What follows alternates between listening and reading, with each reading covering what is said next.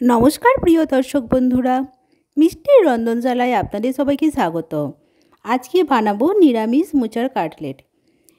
কিন্তু তার আগে যে সমস্ত নতুন বন্ধুরা এখনও আমার চ্যানেলটি সাবস্ক্রাইব করেনি তারা প্লিজ আমার চ্যানেলটি সাবস্ক্রাইব করে আমার পাশে থাকুন। চলুন আর দেরি না করে চটপট রেসিপিটা দেখে নেওয়া যাক। প্রথমেই আমি এখানে মোচাটা সামান্য নুন আর হলুদ দিয়ে সিদ্ধ করে নিয়েছি, আর এখানে দুটো সিদ্ধ আলু নিয়েছি। এবার আগে কাটলেটের পুরটা রেডি করে নেব। তার জন্য কড়াতে সরষের তেল দিলাম। তেলটা গরম হয়ে গেলে সামান্য পরিমাণে গোটা জিরে দিলাম। জিরেটা একটু নাড়াচাড়া করে নিয়ে এখানে আমি একটা গোটা সাইজের টমেটো কুচি করে কেটে রেখেছিলাম দিয়ে দেব। সেটা টমেটোটা দিয়ে একটু নাড়াচাড়া করব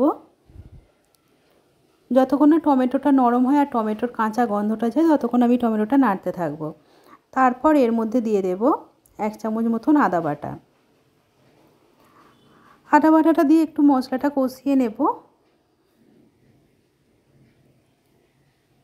তারপর এর মধ্যে এক এক করে দিয়ে দেব হলুদ গুঁড়ো, জিরে গুঁড়ো আর ধনে গুঁড়ো। গুঁড়োগুলো দেওয়ার পর আমি মশলাটাকে একটু কষিয়ে নেব। সামান্য একটু জল দেবো, যেহেতু গুঁড়ো মশলা দিয়েছি নিচেতে লেগে যাচ্ছে।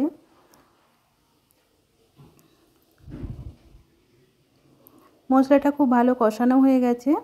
এরপর এর মধ্যে সিদ্ধ করা মোচা দিয়ে দেব, আর আলুটা হাতে করে একটুখানি ম্যাশ করে নিয়ে দিয়ে দেব।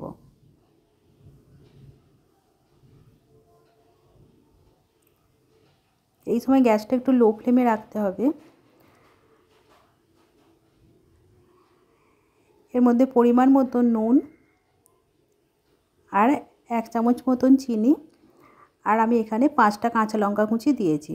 দিয়ে এবার গ্যাসটা মিডিয়াম ফ্লেমে রেখে আমি মশলাটাকে ভালোভাবে কষিয়ে নেব।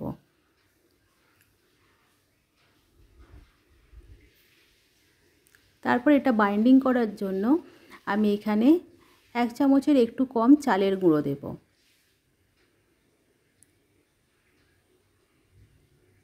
তারপর এখানে আমি কাজু আর কিশমিশ একটু কুচিয়ে রেখেছিলাম, এর মধ্যে দিয়ে দিলাম। কাজু আর কিশমিশের কুচি দিলে যখন খাবার সময় মুখে একটু একটু টুকরোগুলো পড়বে বেশ ভালো লাগবে খেতে। আর একটু সামান্য পরিমাণে আমি গরম মশলা গুঁড়ো দিলাম, দিয়ে খুব ভালোভাবে মোচার সাথে মিশিয়ে নিলাম।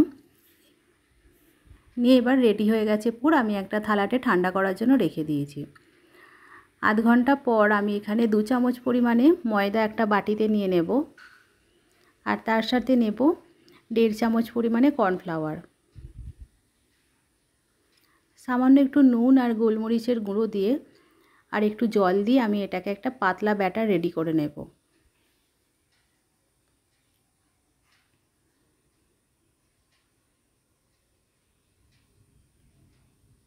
খুব অল্প অল্প করে জলটা দিয়ে একবারে রেডি করে নেব এটা।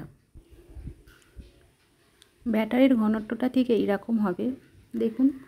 তারপর আমি মোচার পুরটাকে আগে গোল গোল করে একটা শেপ করে নিয়ে তারপর কাটলেটের যেরকম শেপ হয় সেইভাবে শেপ করে নেব। এইভাবে হাতে করে চাপ দিয়ে দেখুন। আপনারা আপনাদের পছন্দ মতন শেপটা করবেন।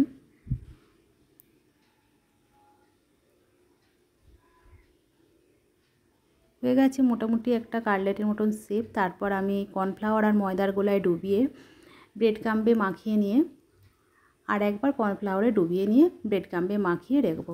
মানে আমি ডবল কোটিং দেবো এখানে।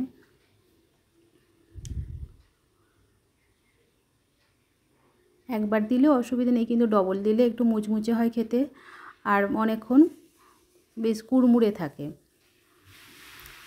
এইভাবে আমি বাকিগুলোকে রেডি করে নেব। নিরামিষ দিনে একবার এইভাবে মোচা বানিয়ে দেখবেন, খুবই ভালো লাগবে।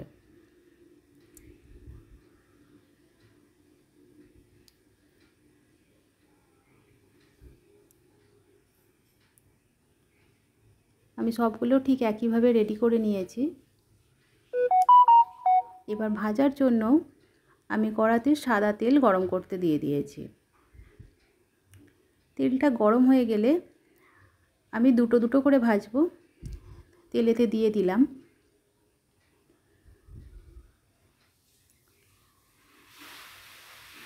আমি দুবার ধরে ভাজবো। আগে একটু হাফ ডাউন মতন করে নেব, একবার দিয়ে একটু হালকা লালচে লালচে করে রেখে তুলে নেব, তারপর আবার দ্বিতীয়বার ভাজবো। প্রথমে আগে সব কটাকে আমি আগে হাফ ডাউন করে নেব। এইভাবে দুবার ধরে ভাজলে ভাজাটা খুব ভালো হয়। আর যদি গেস্ট আসে তখন আপনারা এইভাবে ভাজবেন, আগে একবার ভেজে রেখে দেবেন, তারপর যখন গেস্ট আসবে তখন তাদের সামনে এইভাবে গরম গরম ভেজে খেতে দেবেন, খুবই ভালো লাগবে। দেখুন ঠিক এইভাবে লালচে লালচে করে ভেজে তুলে নেব। সবগুলোই আমি এইভাবে দুবার করে ভেজে নেব। এইভাবে বাড়িতেও বানিয়ে খাবেন, বাড়ির লোকও আপনার প্রশংসা করবে, আর অতিথিদেরকেও বানিয়ে খাওয়াবেন, তারাও আপনার প্রশংসা করবে। দেখুন সব কটা রেডি হয়ে গেছে।